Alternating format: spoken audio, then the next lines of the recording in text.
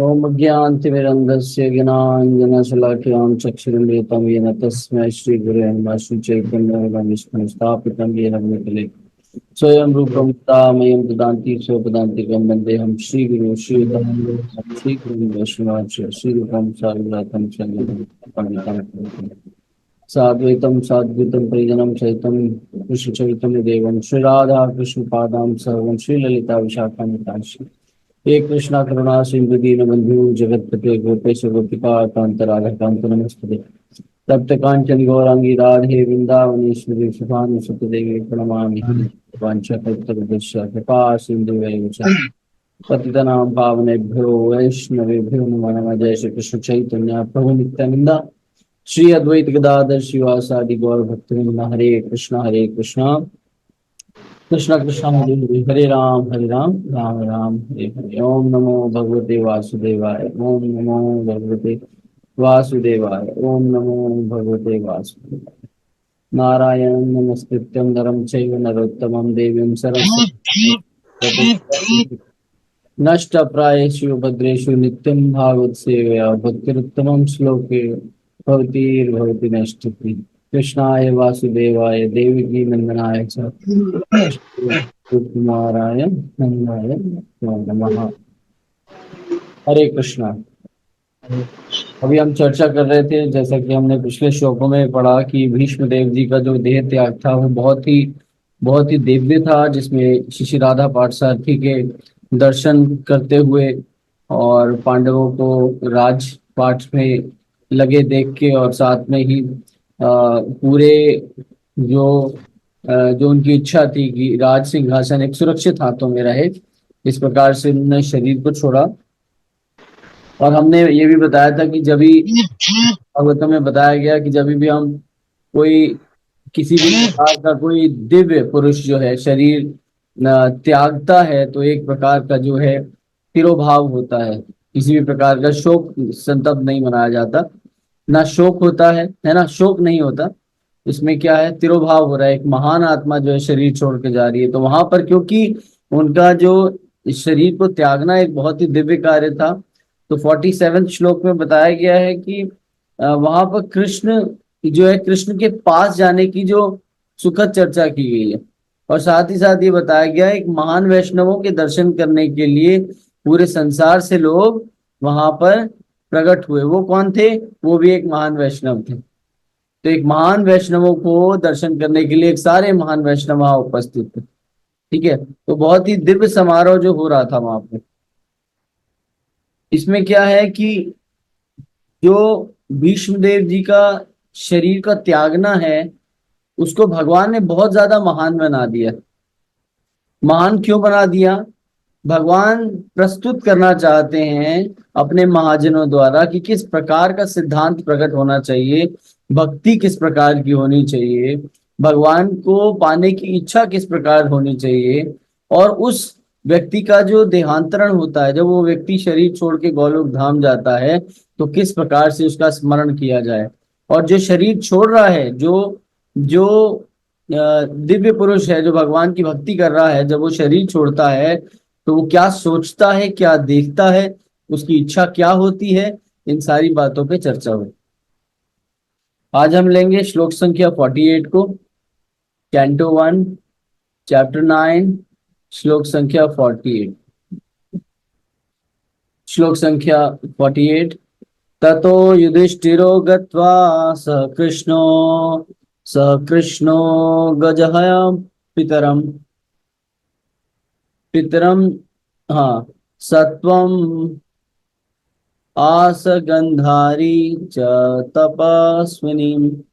यहाँ पर बताया गया तथा उनके बाद युधिष्ठिर, महाराज युधिष्ठिर, गत्वा वहां जाना, स साथ में, कृष्ण कृष्ण भगवान, गजहयम गजहयम हस्तिनापुर नामक राजधानी में, पितरम अपने चाचा धृतराष्ट्र को, तन तंत्व तंत्वयम आसह सांत्वना, गांधारिम धृतराष्ट्र की पत्नी, सीए और तपस्विनी एक तपस्विनी महिला थी। अनुवाद इस प्रकार से है। इसके बाद महाराज युधिष्ठिर तुरंत भगवान श्री कृष्ण के साथ अपनी राजधानी हस्तिनापुर गए और वहां उन्होंने अपने चाचा और चाची गांधारी को, जो एक तपस्वी थे, को संतावना दी। किनके साथ गए? भगवान श्री कृष्ण के साथ। अनुवाद इस प्रकार से है, तात्पर्य इस प्रकार से है, जगत गुरु श्रील प्रभुपाद की जय। धृतराष्ट्र और गांधारी दुर्योधन और उनके भाइयों के पिता माता महाराज युधिष्ठिर के बड़े चाचा और चाची थे। कुरुक्षेत्र के युद्ध के बाद अपने सभी पुत्रों और पौत्रों को खो देने के बाद प्रसिद्ध दंपति महाराज युधिष्ठिर की देखभाल में थे। तो यहाँ पर जो है, जो तपस्वी इसलिए कहा गया है, एक तो इतने शोक संतप्त थे और उनके किसके संरक्षण में थे? संरक्षण में थे युधिष्ठिर महाराज के। और यहाँ पर क्योंकि उनको बहुत ज्यादा आघात पहुंचा था, क्योंकि किसी का एक पुत्र चला जाए, यहाँ तो 100 के 100 पुत्र चले गए, ठीक है ना, और साथ में पौत्र भी चले गए। तो एक बहुत ही शोक संतप्त जो है वहां पर सिचुएशन थी। वे जीवन की इसी भारी क्षति के कारण बड़े दुख से अपने दिन गुजार रहे थे और व्यवहारिक रूप से तपस्वियों का जीवन जी रहे थे। जिसके जीवन में कुछ ना बचे वो क्या करता है? गंभीर अवस्था ले लेता है ना। तो अंततः उनको पता था, क्योंकि गांधारी जो थी वो पतिव्रता तो थी, बट एक शुद्ध वैष्णव भी थी। आगे बताया जाता है, धृतराष्ट्र के चाचा भीष्मदेव की मृत्यु की खबर राजा और रानी की के लिए एक और बड़ा झटका थी, क्योंकि भीष्मदेव उनके संबंधी थे और उनका भी उनकी उनकी भी क्षति उनको बहुत गहरी चोट पहुंचा के गई, और इसलिए उन्हें महाराज युधिष्ठिर से सांत्वना की आवश्यकता थी, ठीक है ना।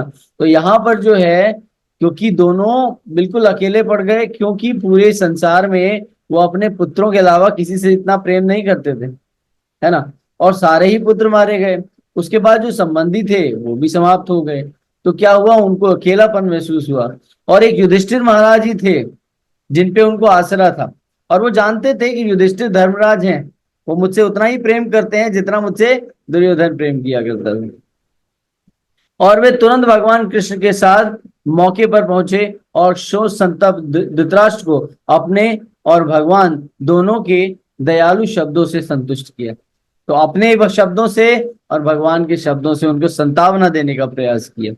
गांधारी एक शक्तिशाली तपस्विनी थी। हालांकि वह एक वफादार पत्नी और एक दयालु मां का जीवन जी रही थी। कहा जाता है कि गांधारी भी अपने पति के अंधेपन के कारण स्वेच्छा से अपनी आंखों पर पट्टी बांध ली। पत्नी का कर्तव्य है कि पति का 100% पालन करे। तो यहाँ पर क्योंकि वो पतिव्रता थी और उन्होंने क्या किया, क्योंकि उनके जो पति हैं संसार को अपनी नेत्रों से नहीं देख सकते, तो उन्होंने कहा जो मेरे पति देखेंगे इस संसार में, जैसे वो देखेंगे इस संसार को मैं उसी दृष्टिकोण से देखूंगी। ये एक पत्नी का कर्तव्य होता है। परंतु वो कई जगह पर धृतराज जी को सलाह भी दिया करती थी, है ना। एक बुद्धिमान महिला थी, एक बुद्धिमान भक्त थी, तो धृतराज को सलाह भी दिया करती थी, उनके साथ विमर्श भी किया करती थी, क्या क्या सही है और क्या गलत है। तो एक पत्नी का कर्तव्य होता है कि पति को गलत रास्ते पे जाने के रोकना भी पत्नी का कर्तव्य है। तो गांधारी जो थी उनका सहयोग तो करती थी, साथ में उन्हें ऐसे वचनों से भी अवगत कराती थी जो सबके लिए उचित है। आगे बताया जाता है, इसलिए अपने कर्मों से वह एक महान तपस्वी थी। इसके अलावा अपने और बेटों और पोते पोतियों की सामूहिक हत्या से उन्हें जो सदमा लगा वह निश्चित रूप से एक महिला के लिए बहुत बड़ा है ना। लेकिन उन्होंने ये सब एक तपस्वी की तरह सहा। गांधारी एक महिला होते हुए भी चरित्र में भीष्मदेव से कम नहीं थी। वे दोनों महाभारत के उल्लेखनीय व्यक्ति। तो उनकी उनकी जो तुलना किससे की है? भीष्मदेव जी से की है, कि वो वैसे ही तपस्विनी थी जैसे भीष्मदेव थे। जिस प्रकार से भीष्मदेव जी ने प्रतिज्ञा ली थी, उन्होंने भी प्रतिज्ञा ली थी कि मैं आंखों में पट्टी बांध के रहूंगी। और ये कोई साधारण काम नहीं है। अगर किसी को बोला जाए 15 मिनट के लिए आंख बंद कर लो तो विचलित हो जाएगा। या आजीवन उन्होंने आंखों पे पट्टी बांधी, ठीक है। और बताया जाता है एक महिला के लिए ये क्षति बहुत बड़ी है, परंतु गांधारी जैसी तपस्वी जो है, इतनी इतने ज्यादा हत्याओं के, मतलब जब वंश खत्म हो जाता है तो एक महिला के लिए अपने आप को संभालना मुश्किल हो जाता है। परंतु उन्होंने क्या किया, एक तपस्विनी की तरह इन सारी चीजों को स्वीकार किया, क्योंकि वो जानती थी कहीं ना कहीं कि धर्म की स्थापना ही होने वाली है, ठीक है ना। तो इन सारी बातों को जानते हुए उन्होंने क्या किया, उसको स्वीकार किया। आप समझ रहे हैं। हम आम जो व्यक्ति होता है वो क्या करता है, कभी भी उसको कोई क्षति पहुंचती है, कोई प्रॉब्लम होती है, तो वो दोष देता है किसको, अपनी किस्मत को कोई दोष देता है, अपने नसीब को दोष देता है, या फिर भगवान को दोष देता है कि भगवान मैंने तो अच्छा किया था, मेरे साथ ऐसा बुरा क्यों हुआ। परंतु उन्होंने सारी चीजों को स्वीकार किया कि ये इसका कारण क्या है। और जिसको कारण पता चल जाता है, सर्व कारण कारणम कौन है, भगवान श्री कृष्ण। तो जो सब चीजों के कारण हैं, जिसको उनके बारे में पता चल जाता है, उसको संसार में सारी चीजों के बारे में पता चल जाता है। तो तपस्वी इसलिए कहा गया है कि वो भगवान की मंशा को जानती थी और अपने बच्चों की भी मंशा को जानती थी। मगर एक माता होने के कारण और एक पत्नी होने के कारण उनके साथ वो कर्मबद्ध थी, उनके साथ उन्हें रहना पड़ा, उनके साथ उनका उनका उनकी बातों को मानना पड़ा, उनका कर्तव्य था उनके साथ रहना, है ना। परंतु वो सारी चीजों को जानती थी और उसके बाद एक तपस्विनी की तरह उन्होंने इन सारी चीजों को स्वीकार किया। अब हम चर्चा करेंगे श्लोक संख्या 49 की। पित्र चानुमतो राजा वासुदेवानुमोदितः चकार राज्यं धर्मेण पितृ पितामहं विभु। शब्दार्थ, पितरः अपने चाचा धृतराष्ट्र द्वारा, ईएसीए और अनुमतः उनकी स्वीकृति से, राजा राजा युधिष्ठिर, वासुदेव अनुमोदितः भगवान श्री कृष्ण द्वारा पुष्टि की गई, चकारः निश्चित ही, राजम राजा, धर्मेण राजसी सिद्धांतों की संहिता के अनुपालन में, पितरः पिता, पोतामह पूर्वज, विभु जितना महान। अनुवाद इस प्रकार से है, इसके बाद महान धार्मिक राजा महाराज युधिष्ठिर ने अपने चाचा द्वारा अनुमोदित और भगवान श्री कृष्ण द्वारा पुष्टि की गई शाही सिद्धांतों के अनुसार शक्ति से राज्य में जो है सत्ता का संचालन किया। तो कैसे, अपने किसके निर्देशन से, अपने किसके गाइडेंस से, किसकी गाइडेंस से, जो धृतराष्ट्र हैं, ठीक है ना, उनकी गाइडेंस में रहते हुए और कृष्ण की पुष्टि, है ना, द्वारा पुष्टि की गई। तो उनके गाइडेंस में रहते हुए और कृष्ण की मति द्वारा, कृष्ण के द्वारा उन्होंने क्या किया, शक्ति से इस शासन का संचालन करना प्रारंभ किया। यहाँ पर तात्पर्य जगत गुरु शिला प्रभुपाद जी द्वारा, जगत गुरु शिला प्रभुपाद की जय। महाराज युधिष्ठिर केवल कर संग्रह करता नहीं थे, वो एक राजा के रूप में अपने कर्तव्यों के प्रति सदैव सचेत रहते थे, है ना। तो केवल संग्रह करता मतलब टैक्स कलेक्टर नहीं थे, हमेशा संपत्ति अपने राज्य से इकट्ठा करना उनका काम नहीं था। वो क्या थे, वो एक रूप से जो एक अच्छे भक्त थे, इसलिए वो क्या कहलाते थे, वो कर्तव्य परायण कहलाते थे, अपने कर्तव्यों को भली भांति जानते थे, जो एक पिता का आध्यात्मिक गुरु से कम नहीं होता। तो पिता या आध्यात्मिक गुरु दोनों की एक ही तुलना की गई है। एक पुत्र के लिए पिता या एक शिष्य के लिए आध्यात्मिक गुरु श्रेष्ठ होता है, और वो क्या चाहता है, शिष्य या अपने पुत्र की भलाई चाहता है। उसी प्रकार से एक राजा की तुलना पिता और आध्यात्मिक गुरु से की गई है, जो अपनी प्रजा को उसी प्रकार से प्रेम करता है जिस प्रकार से पिता अपने पुत्र को, और जो आध्यात्मिक गुरु है अपने शिष्य को प्रेम करता है। राजा को सामाजिक, राजनीतिक, आर्थिक तथा आध्यात्मिक उत्थानों के सभी कोणों से नागरिकों के कल्याण को देखना होता है। तो वह हर पैरामीटर से वो अपने पूरे राज्य का कल्याण के बारे में सोचता है, चाहे वो सामाजिक हो, राजनीतिक हो, आर्थिक हो, आध्यात्मिक हो। और सबसे श्रेष्ठ क्या है, आध्यात्मिक रूप से इन सारी चीजों का संचालन करता है। राजा को एक राज ऋषि के रूप में भी जाना जाता है कि वो एक भक्त के अनुसार सोचता है और राजा अनुसार उसका पालन करता है। राजा को पता होना चाहिए कि मानव जीवन भौतिक परिस्थितियों के बंधन से बंधी आत्मा को मुक्ति करने के लिए है, और इसलिए उनका कर्तव्य यह देखना है कि पूर्णतः के इस उच्च चरण को प्राप्त करने के लिए नागरिकों की उचित देखभाल की जाए। तो देखभाल कैसे करनी है, आध्यात्मिक करनी है, क्योंकि भौतिक बंधनों और भौतिक परिस्थितियों में भक्त ना फंसे, इसलिए आध्यात्मिक रूप से उसको चलाना और उनको उच्च श्रेणी में ले जाना होता है। महाराज युधिष्ठिर ने इस सिद्धांतों का कठोरता से पालन किया, जैसा कि अगले अध्याय में देखा जाएगा। उन्होंने न केवल सिद्धांतों का पालन किया, बल्कि उन्हें अपने बूढ़े चाचा से भी, है ना, से अनुमोदन प्रदान हुआ, सलाह या मशवरा कह सकते हैं, जो राजनीतिक मामलों में अनुभवी थे।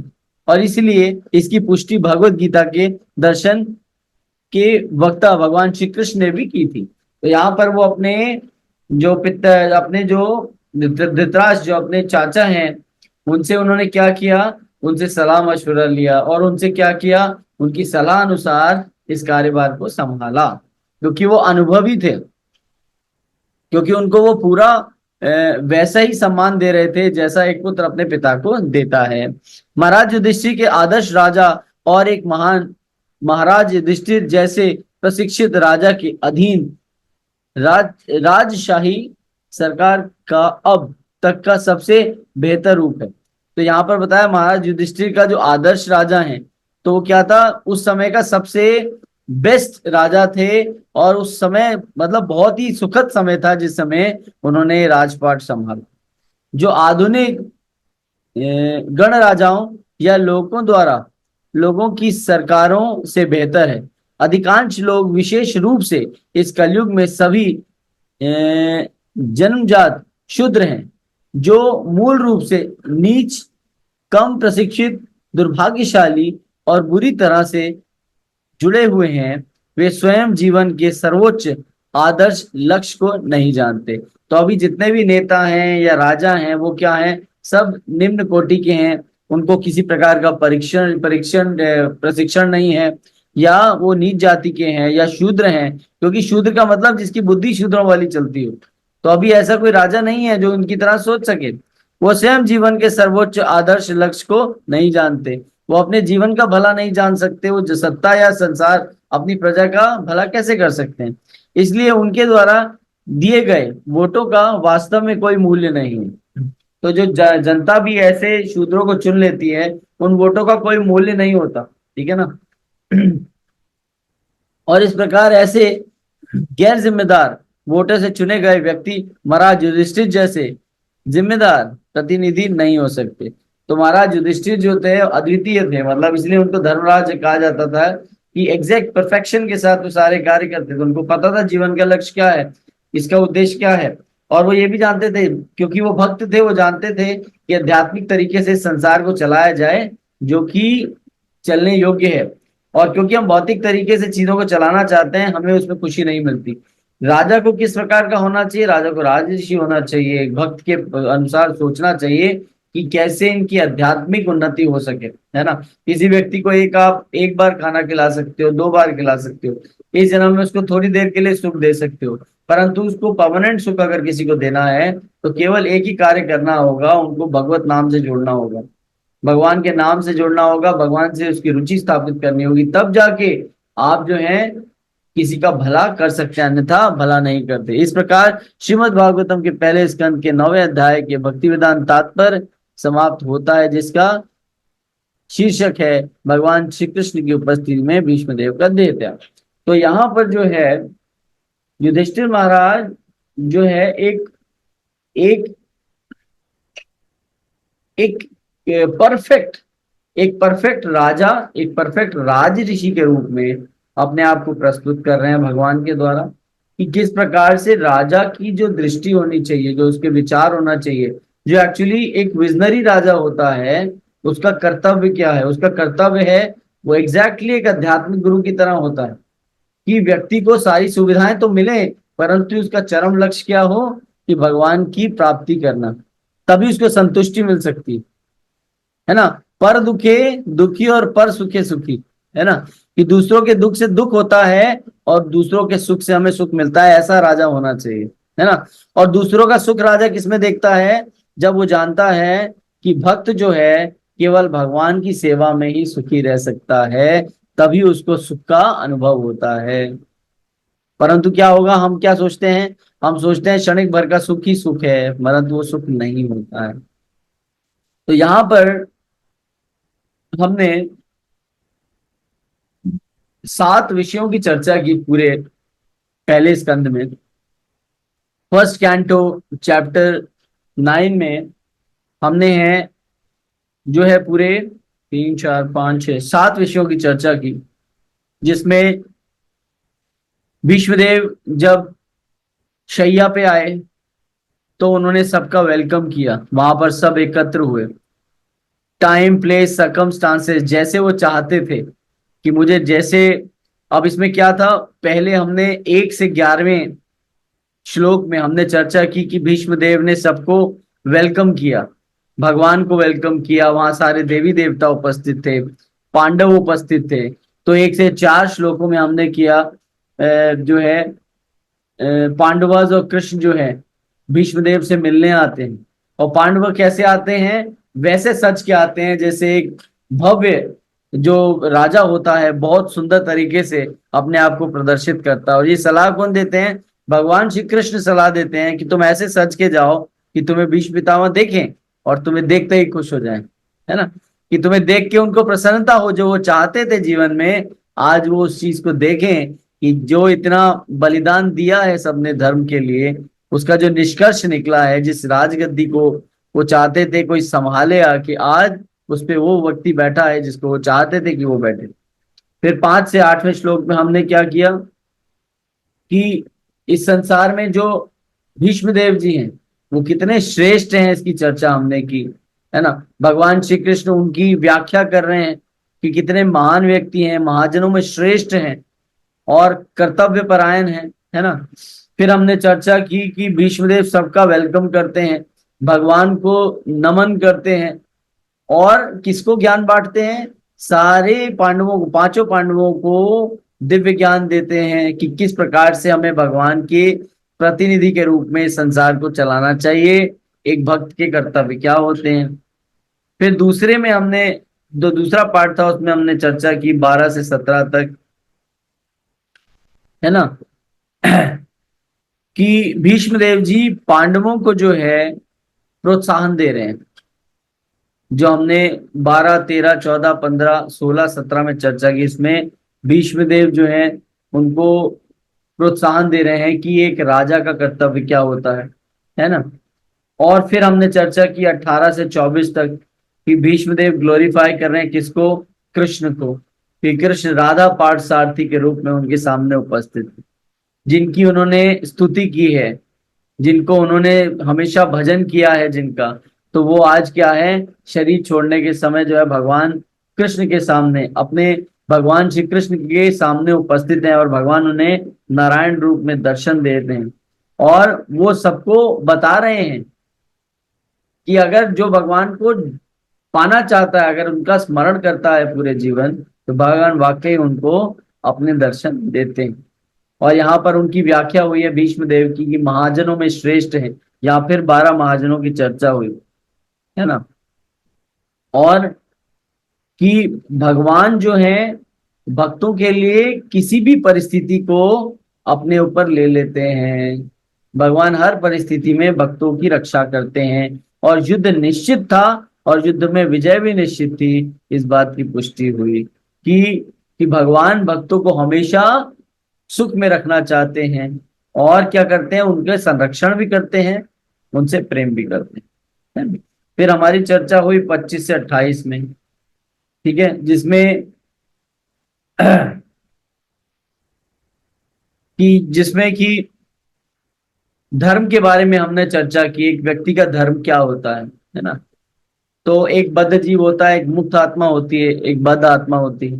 तो बद्ध जीव क्या होता है, अपनी इंद्रियों के लिए कार्य करता है, और जो एक मुक्त आत्मा होती है वो भगवान की प्रसन्नता के लिए कार्य करती है। तो यहाँ पर धर्म परायण होना अति आवश्यक है, अपने धर्म के लिए लड़ना, अपने धर्म के लिए कार्य करना, विच इज वेरी इंपॉर्टेंट। तो यहाँ पर भीष्म देव जो है युधिष्ठिर महाराज को 25, 26, 27, 28 में इंस्ट्रक्शन दे रहे हैं कि एक भक्त का कर्तव्य क्या होता है, और उसके लिए उन्होंने कई सारे एग्जाम्पल्स भी दिए। 29 से 31 में भीष्मदेव जो है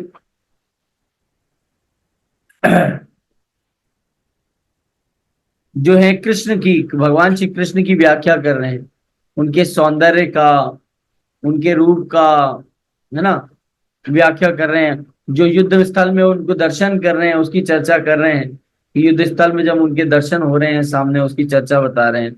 फिर 32 से 32, 33, 34, 35, 36, 37, 38, 43 तक, ठीक है, उन्होंने क्या किया, राधा पार्थ सारथी पे अपनी सारी इंद्रियों को केंद्रित कर दिया। उन्होंने कहा कि मैं अपनी मन बुद्धि हर चीज जो है, अपनी सारी इंद्रियां भगवान श्री कृष्ण पे केंद्रित, राधा पार्थ सारथी पे केंद्रित कर रहा हूँ। उन्होंने सारे संसार की सारी चीजों को त्याग कर, क्योंकि देखिए जब उनके शरीर में रक्त था कौरवों के द्वारा, वो जब उनका अन्न ग्रहण कर रहे थे, तो उनके शरीर, जब उनको तीर लगे तो उनका सारा रक्त निकल गया। तो उन्होंने क्या किया, अब मैं सारे बंधनों से मुक्त हूँ, सारे कर्तव्यों से मुक्त हूँ, आज मैं अपनी पूर्ण इंद्रियों को जो है पूर्ण भगवान में लगाने जा रहा हूँ। तो अपने उन्होंने क्या किया, ही एग्जैक्टली फोकस्ड ऑन कृष्णा, है ना। एंड देन 44 to 46 कि वहां पर जो उनका शरीर, जो उनका देह त्याग हो रहा था, उसको एक सेलिब्रेशन के रूप में देवताओं ने मनाया, कि ऊपर से पुष्प वर्षा की, और क्या है, भक्त भक्त का फ्यूनरल मना रहे हैं, है ना। तो यहाँ पर जब उनका शरीर छोड़ा गया तो एक तरीके का बहुत बड़ा समारोह हो रहा था, उसकी चर्चा हुई। और फिर 47 में जो है, जो सेजेस हैं, जो सुखदेव गोस्वामी जो है चर्चा, शौनक आदि ऋषि जो चर्चा कर रहे हैं, वो क्या कर रहे हैं, कृष्ण को ग्लोरीफाई कर रहे हैं, कि किस प्रकार से एक भक्त भगवत धाम वापस जाता है और कृष्ण की कृपा प्राप्त करता है।